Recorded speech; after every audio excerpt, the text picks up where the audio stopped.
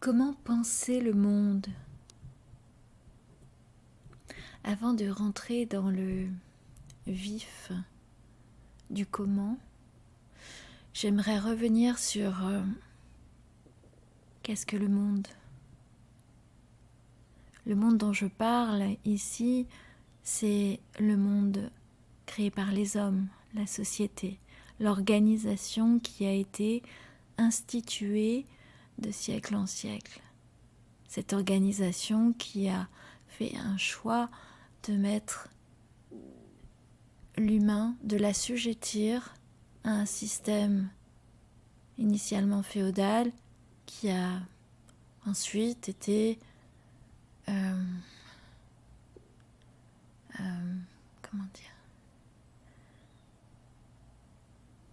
substitué à un système pyramidal qui désigne quelques têtes pensantes et décidantes et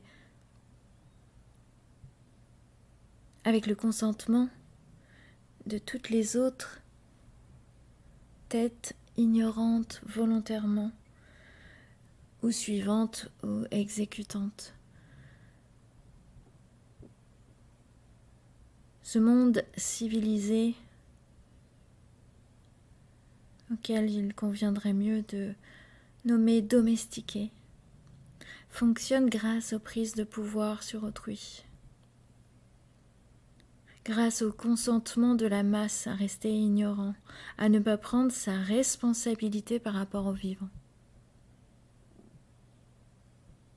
Ce que nous appelons le monde est en réalité une multitude de mondes organisés par autant de personnes l'ayant créé, soit par leur consentement à leur ignorance volontaire, soit par leur volonté de prendre part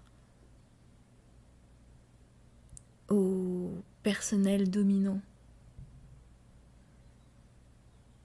Il me semble que pour aller dans le soin, dans le prendre soin, puisque penser le monde comme je l'ai écrit avec un A, et comment arriver à prendre soin de ce monde en souffrance. Il me semble que justement, c'est en cessant, en inversant le mécanisme initial qu'il a construit par la pensée avec un E.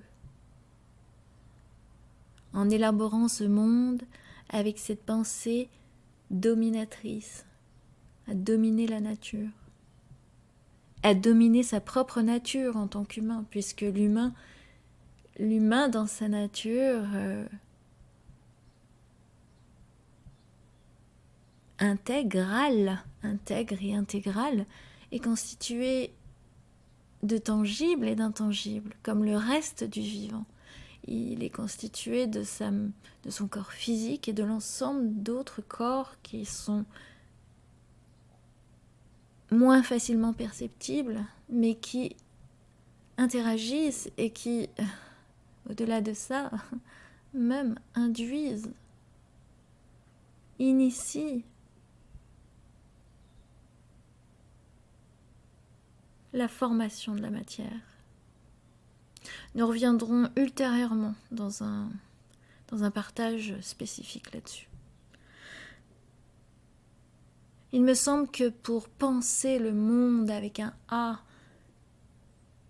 il est nécessaire de revoir cela, de cesser de le penser avec un E et de l'agir dans le prendre soin. Et c'est en agissant sur soi-même, en agissant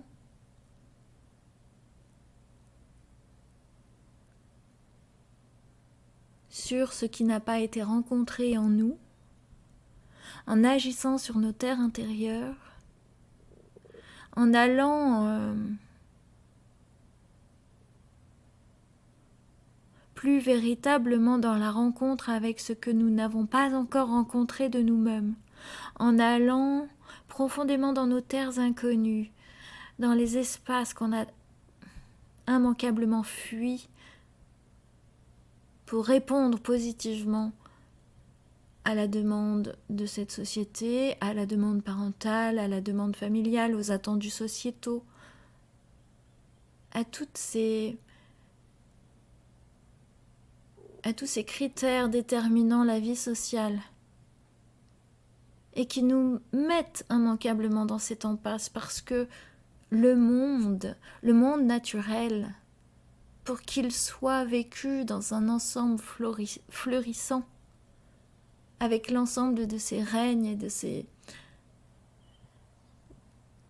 êtres vivants, demande à être incarné par l'ensemble de ces êtres. Les humains y compris. Les humains ont un rôle majeur pour penser ce monde avec un A, pour penser le monde naturel. Il est indispensable de penser avec un A, la pensée avec un E, et de mettre cette pensée avec un E au service du cœur du vivant, au service du cœur de l'être. L'agir en ce sens, revenir à ce qu'on a toujours perçu comme étant une réjouissance intérieure et qu'on n'a pas encore mise en œuvre dans le monde. Parce que il me semble que ce monde a besoin pour se guérir, c'est que chaque être humain incarne réellement la particularité qu'il est venu inscrire dans ce monde. Cela ne fait pas partie des attendus sociétaux. La société n'a pas besoin de cette symphonie de floraison personnelle. La société a besoin de soldats qui sont tous qui répondent tous à ce qu'elle attend d'eux.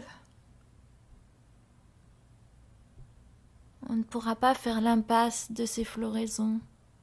Cela demande du courage, cela demande d'aller répondre intimement à ces espaces en nous qui parfois n'ont jamais été rencontrés. Et c'est par là que le prendre soin personnel va ensemencer le prendre soin collectif. Ce monde sociétal est la somme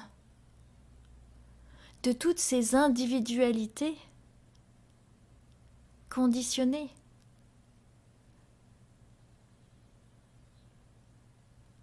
C'est d'une logique implacable. Nous sommes partie prenante de ce monde.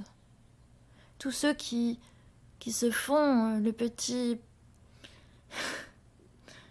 qui se font croire qu'ils n'en font pas partie s'illusionnent.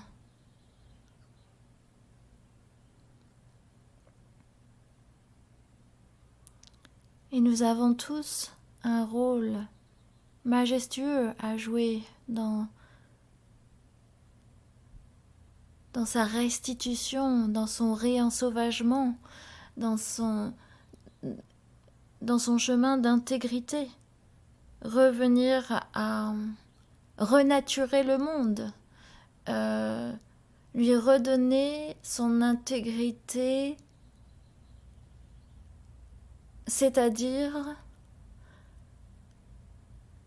remettre en action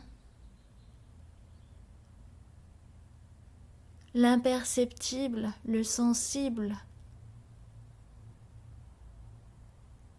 Laisser l'imperceptible et le sensible agir et construire le monde. Il me semble que c'est la voie. Bien, je vais m'arrêter là pour aujourd'hui. Je vous remercie de votre écoute et je nous souhaite de belles floraisons en ce printemps éprouvant.